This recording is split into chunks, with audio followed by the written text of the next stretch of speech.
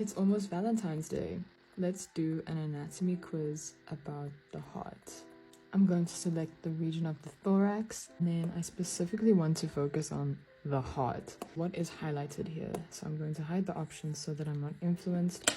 There's an artery that's highlighted here.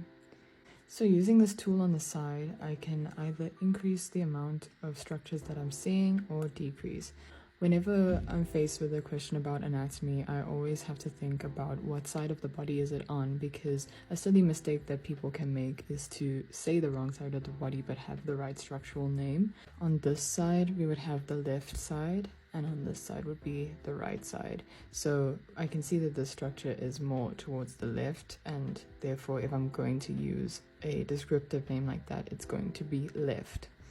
I can use this examine feature to view the artery in X-ray mode and see that it's originating from the aorta, which is here, and then it's running along the surface of the left side of the heart and over the ventricles of the heart.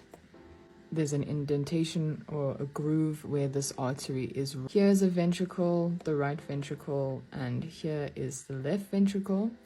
So even if I don't know the name of this artery, I can make a very well-informed guess, looking at its position and looking what it lies in relation to.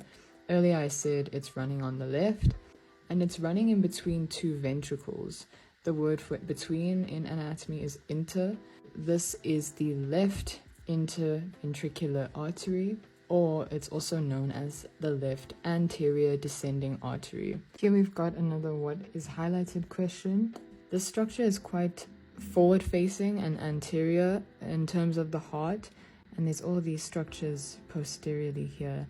I'm going to say examine. It looks like it's made up of muscular tissue, which leads me to think that it is a ventricle. There are two ventricles though, left and right, so we need to decide which one it is. The right ventricle is more to the right and faces anteriorly, whereas the left ventricle faces more posteriorly. The left ventricle also contributes to the apex of the heart. So we've got the heart, right ventricle. Perfect.